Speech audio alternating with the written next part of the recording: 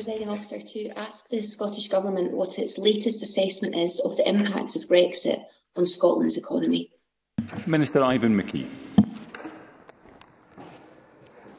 We know that Brexit is contributing to the 19th consecutive monthly rise in prices charged by businesses in Scotland and causing UK food prices to increase by over 6%, hitting the poorest families hardest.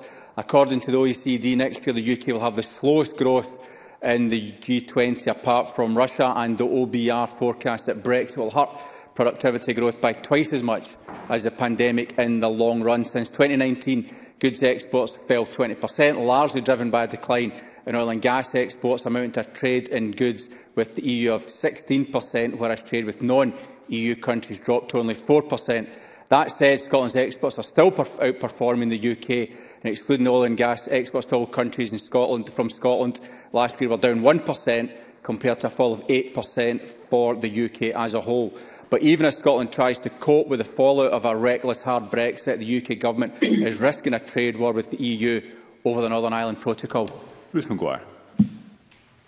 Thank the Minister for that answer. It's of significant concern that Brexit continues to harm Scotland's economy, a persistent reminder of the ongoing cost which Scotland is paying for Westminster mismanagement. Last week, the Scottish Government published an analysis paper which showed that the status quo is not allowing Scotland to fulfil our full potential, and that the UK economic model and Westminster decision-making are holding us back. Can the Minister say any more about how, with full control over economic powers, we would be better placed to realise Scotland's full economic potential? Minister.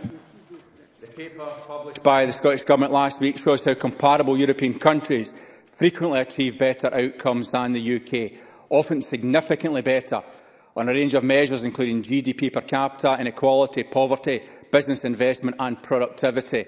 Compared to these countries, many of them smaller or similarly sized to Scotland, Scotland under Westminster control is being held back. The damage caused by Brexit will result in Scotland finding it ever harder to achieve that potential, but with the full powers of an independent country, we can, of course, deliver more. Scotland is blessed with an abundance of resources that in many cases the comparator countries lack. If all of these countries can use the powers of independence to create wealthier and fairer societies, then why not Scotland?